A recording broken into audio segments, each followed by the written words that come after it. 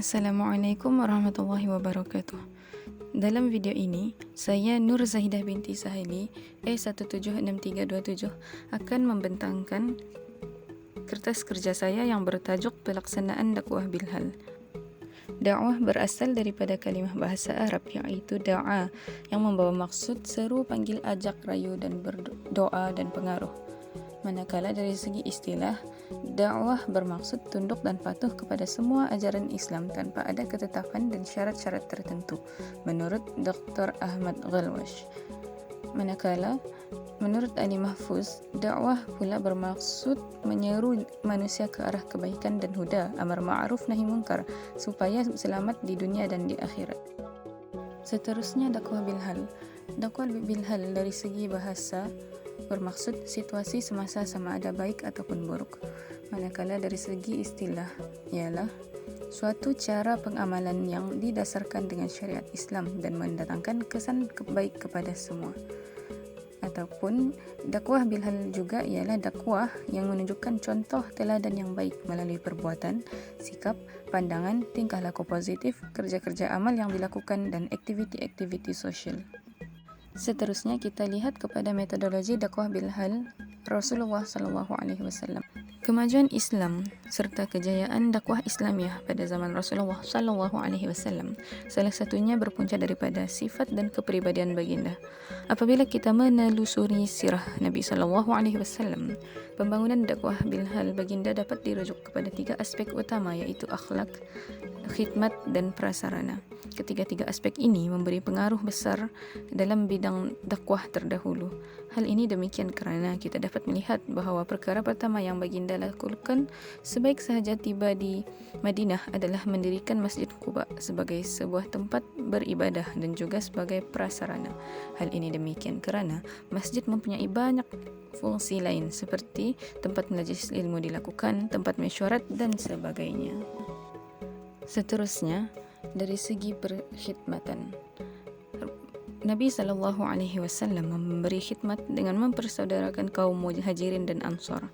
Hal ini demikian kerana dengan persaudaraan ini, kaum ansar memberi banyak pertolongan kepada kaum muhajirin. Mereka juga sanggup memberikan isteri, anak, harta maupun rumah.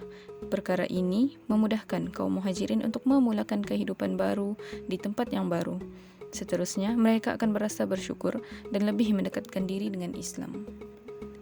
Seterusnya, kepribadian baginda SAW amat mulia dan setinggi-tinggi akhlak merupakan salah satu metodologi dakwah bilhal. Baginda SAW sememangnya mempunyai akhlak yang mulia sejak baginda kecil lagi. Akan tetapi, akhlak baginda terserlah sangat mulia apabila baginda menjadi pemimpin pertama Madinah, lebih-lebih lagi dalam penggubalan piagam Madinah. Piagam tersebut dapat kita lihat bahawa terdapat 47 fasal di mana 23 fasal berkaitan orang Islam dan 24 fasal lagi berkaitan orang bukan Islam. Kesan daripada penggubalan piagam ini, orang bukan Islam mengakui bahawa negara Islam Madinah merupakan negara yang stabil dan perpaduan sesama rakyat sama ada Islam maupun bukan Islam dapat diwujudkan. Metodologi dakwah bilhal adalah sangat berkesan.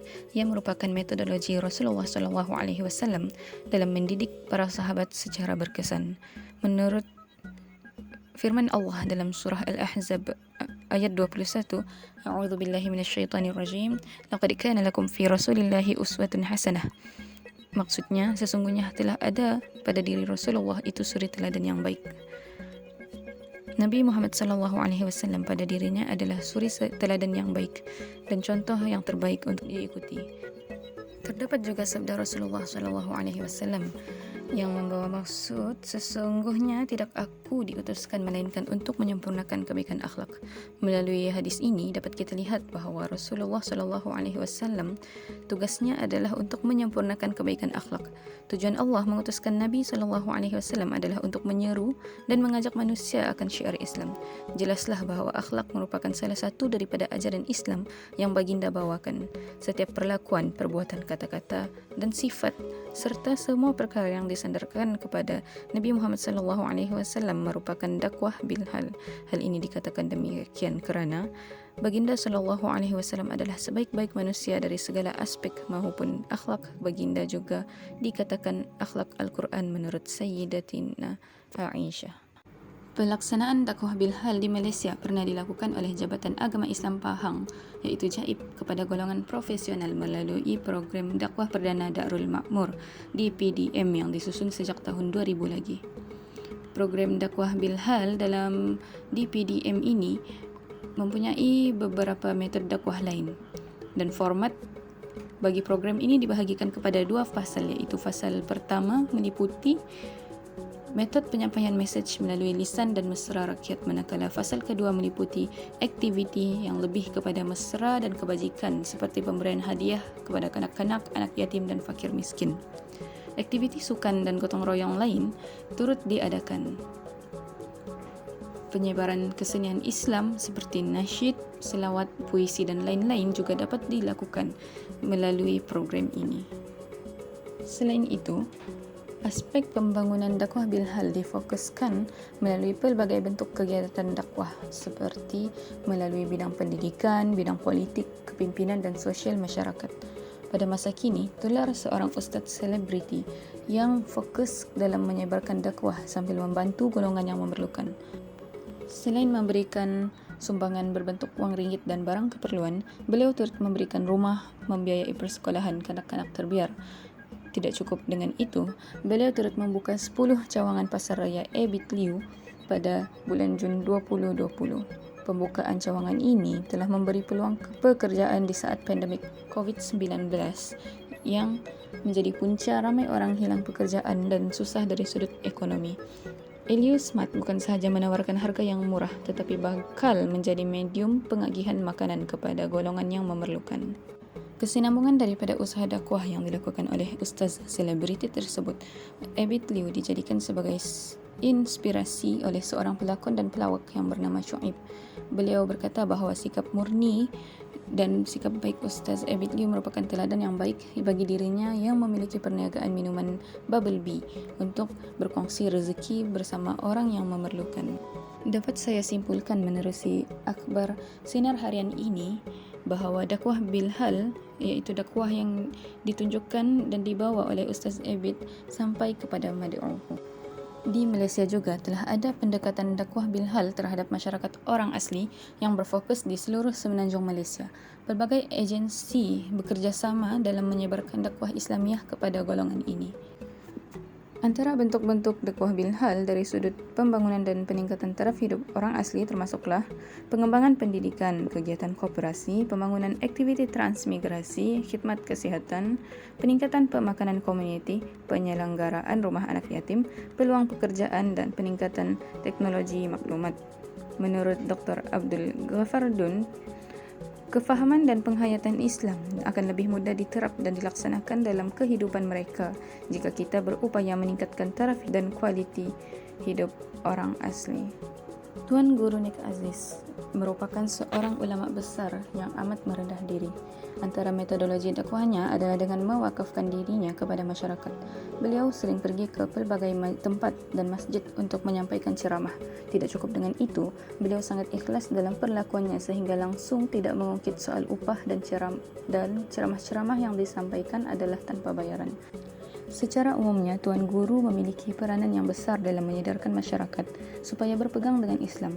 Beliau menunjukkan teladan yang baik semasa menjadi Menteri Besar Kelantan. Bukan kuasa yang dia inginkan tetapi kekuasaan untuk menyebarkan dakwah Islamiah.